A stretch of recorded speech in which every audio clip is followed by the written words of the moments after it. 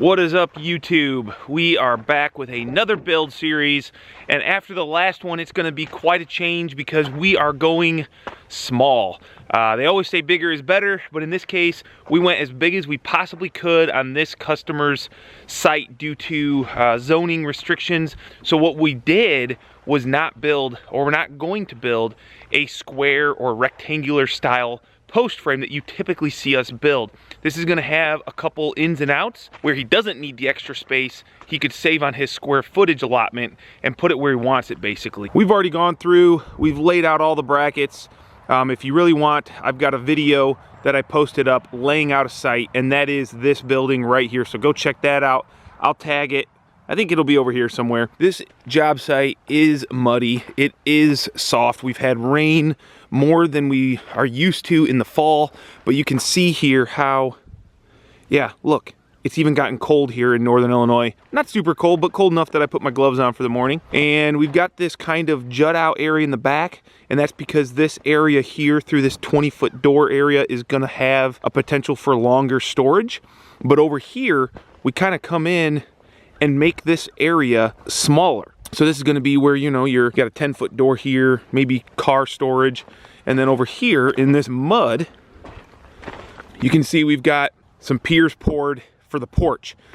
And the original goal here was to have a wraparound hip porch, but thanks to the permitting process, as soon as we submitted the plan, they were like, oh no, your porch also consists of your square footage that you are allowed on your building, which I think is ridiculous, but whatever. I'm not here to go into that garbage. So we had to shrink the porch, we had to shrink the building, and really maximize everything. We even had an allowance on the square footage, or a variance, which I think we were able to get 10% or something like that. There's gonna be some stone out front, not Versetta stone, actual brick I think is gonna be installed, and that's due to the bylaws of this little subdivision that we're building in. Let's see, what other details? We're gonna be 12 foot tall on the sidewalls. So I'm gonna go ahead and turn this sound off because that's always an annoying noise. People say it bothers their dogs. We're doing a little bit different on this job site. We're gonna go around, mark all of the bracket locations like we always do with the laser now that we have all of our concrete poured. So the way I've got this grade stick set here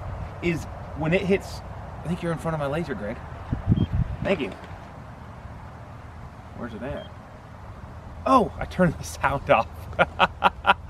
I'm gonna turn the sound back on because clearly it's a little bit harder for me. So I've got this set so when the laser does beep and it's solid, that is the bottom of my grade. What I'm gonna do is I'm just gonna take this sweet little grade stick and I'm gonna slide this up until it gives me that solid tone. And if you look here on my grade stick, it says I'm right at that hash mark, which is 2 1/8. So what that means, I don't have my marker, that I'm gonna put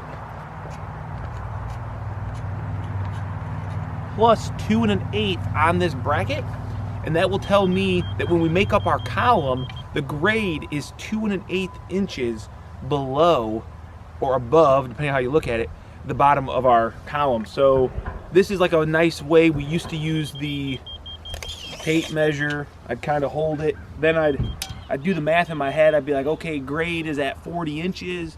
This post is at 42 3/16. Too much math, I don't want to have to think. This will just allow me to slide this up and down, and boom, give me the exact grade location.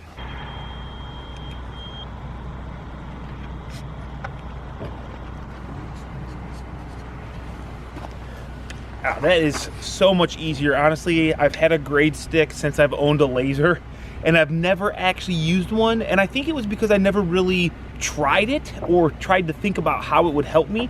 So anybody that is doing any grade site work, find your grade, zero your stick, and from there you can adjust and find exactly where you should be in reference to that grade. So hopefully that helps somebody, because I know it definitely just helped us and probably sped up the process of laying out laser marks on our columns, probably by half, or it increased it by twofold, decreased it by half, however you want to look at it. I think that works. Honestly, dude, that was so much easier, guys. So I've just went ahead and got all my marks that I just put on all the brackets, and now I'm just gonna go ahead and I find the longest point on the column, which this one looks pretty good. And I'm just gonna go ahead and mark the first one, which is 1 3/16. Oh, sorry, 1 13/16.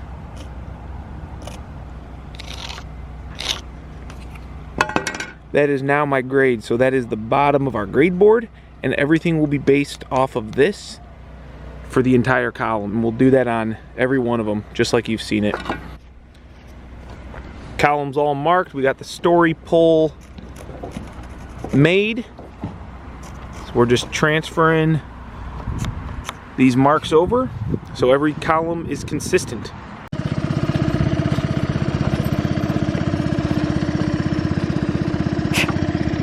Make sure your air hose is nice and clean.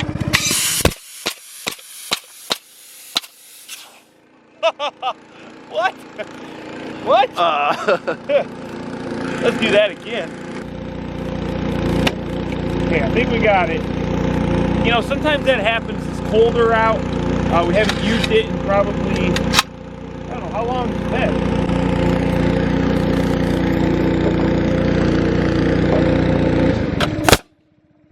Okay. I thought we were going to be hand driving, Greg. That was really close and kind of scary at the same time. If ever we've got a problem and we've got zombies, I guess we know what to do, Greg.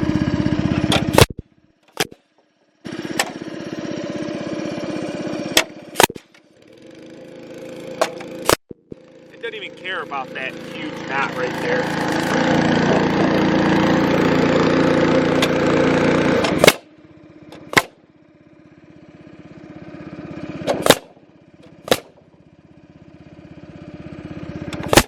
Greg, come in here. Look at these cuts you did, man. Look at those cuts. Good job, man. That's the Festool Trek saw. That is what I love about the jumbo nailer. Literally, we laid this out and framed it in about 5 minutes. Not a ton of connections, but regardless, it is amazing. However, I did have a little scare. Let me show you. You guys see these random nails laying around? I plugged the gun, the jumbo nailer, into the hose, and it just started spewing out nails. I don't know what happened, but it was like the seal was not good, and as soon as that seal kind of actually sealed, I haven't used it in a while, because I think the last job we almost just hand framed the whole thing. So maybe just sitting on the shelf for a month in the trailer. We've had a lot of rain, I don't know, but hopefully the next time I plug it in, I make sure to remember not to point that thing towards anybody. There we go, first wall up. Usually we don't start with an end wall, but just because this was a big wall, we got it up out of the way right away. And we're just gonna work ourselves right around and go all the way to the front. Second wall up, we're gonna stand this right away. We've got the builder coming back. It's coming back with the excavator is what I call it. It's gonna dig out some of this mud and stuff in our way. But we're gonna keep hanging walls, Greg. Let's go! One thing I love about the Kubota SVL, got all these nice pilot controls, electronic controls. I can really dial in some nice control and feathering on my boom.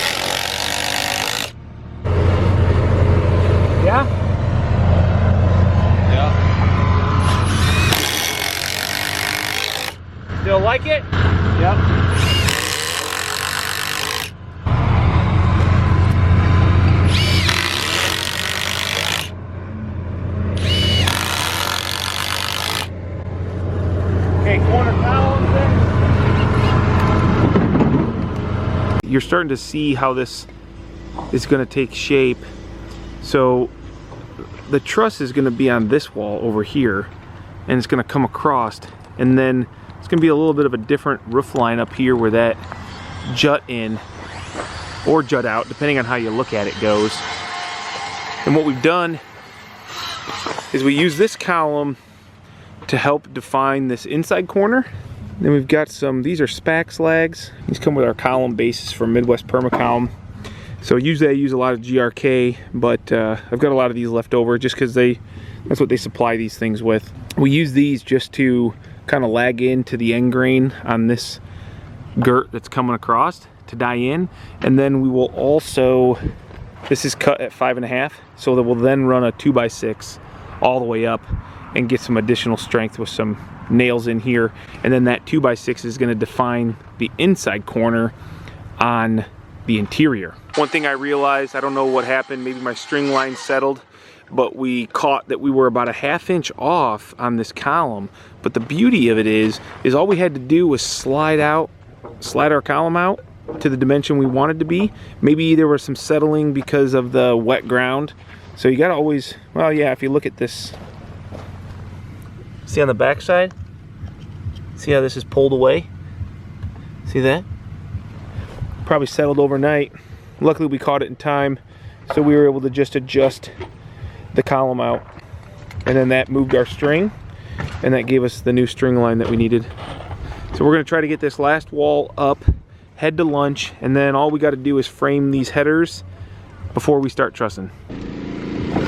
Now, if I were to walk over to those guys who are production framers, they'd probably laugh at me for having, if they even knew what this was, a Festool HKC 55. Now, what we love about this saw, and if you follow me on Instagram, you already know, but for those of you that don't, shame on you. When we're making cuts, a lot of times we're using 16-foot 2x6s, and we're cutting them at 16 foot. So we're usually just shaving off that 1/4 inch, 3/8, whatever that overage is.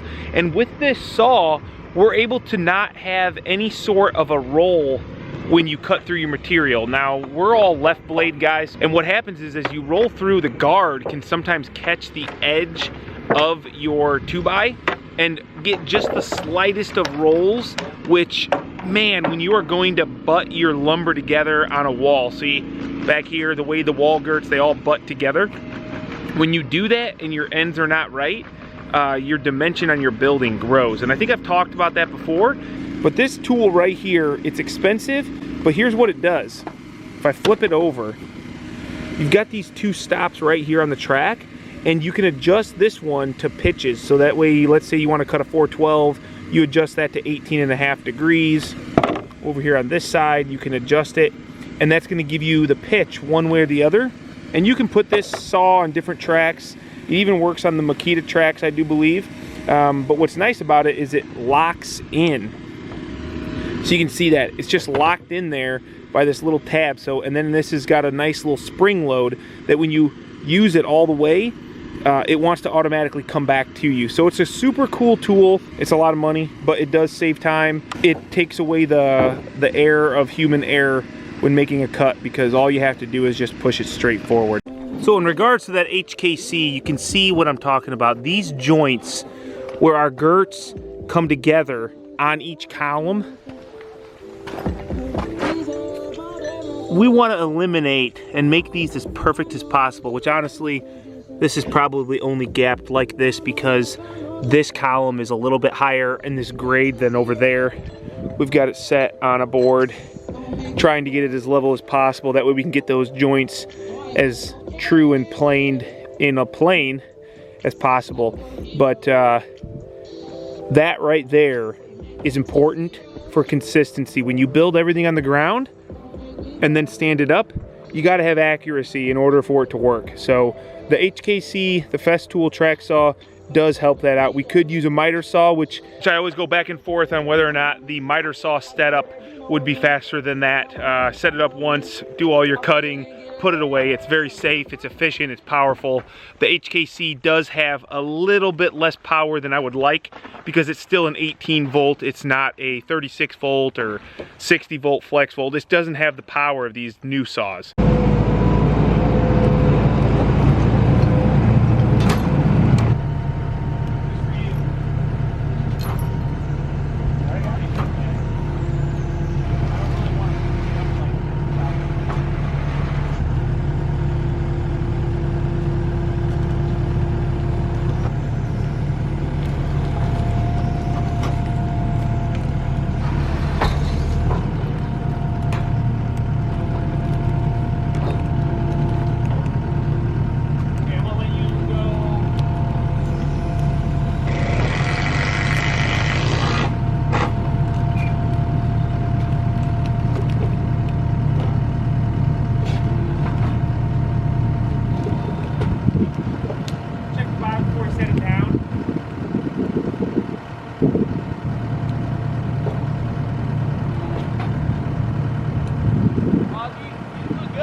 good. Good. Do it in and out?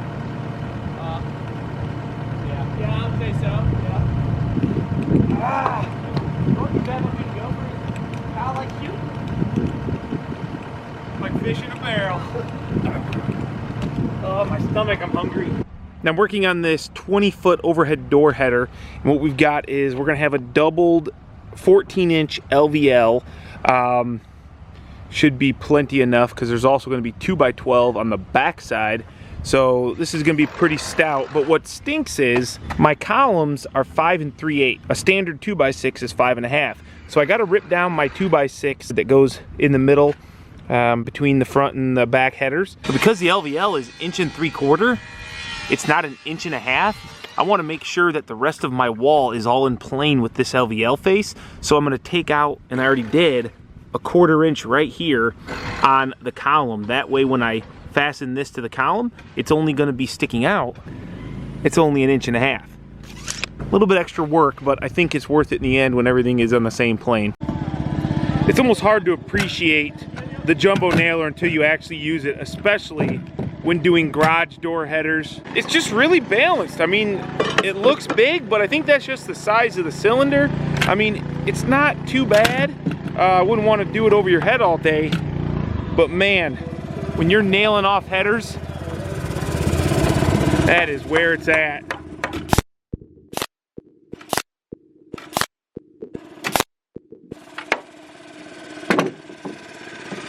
I like to leave this ear unnailed both on the front header and the back header. That way I can slide my truss in, nail the truss in, and then nail everything off. I don't want it to be too tight.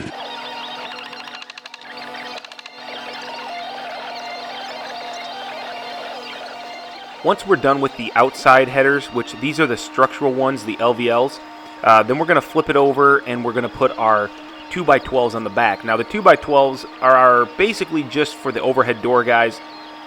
It gives them a nice flat space to install all their springs, a nice place for us to lay out some coil stock. That way there's no ribs in the way for the door installers. And you can see here I'm also putting on a 2x6 up my jambs, and that's for the tracks to ride all on the same plane as the header. So when the doors are installed, everything's already there. We just have to put our trims and our coil stock on, and the doors are ready to go.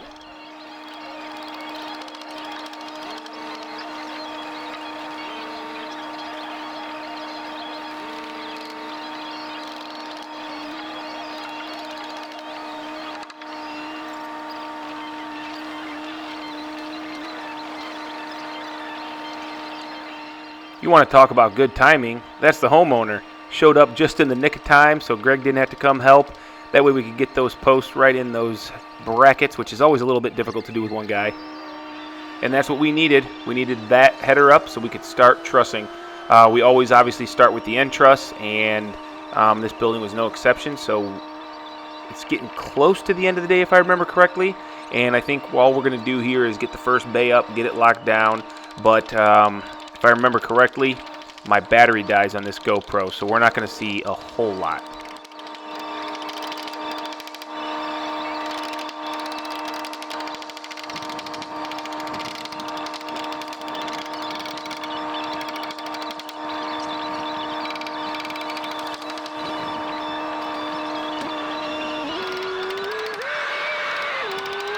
Not bad for the first day, just because there were some oddities. It wasn't like we were just putting up big walls. We're putting up little sections.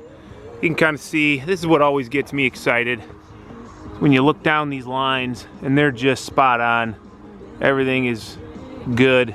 And that just starts with the layout. It starts with your grade, making sure your elevations on every post are accounted for and perfect. I was gonna show you how these chains went up. I kind of get these questions. So right here, we've got a chain going up, and it goes up to the peak way up there. And then we've got another chain opposing that goes down there. So we've got the peak plumbed up both ways, and it's tight.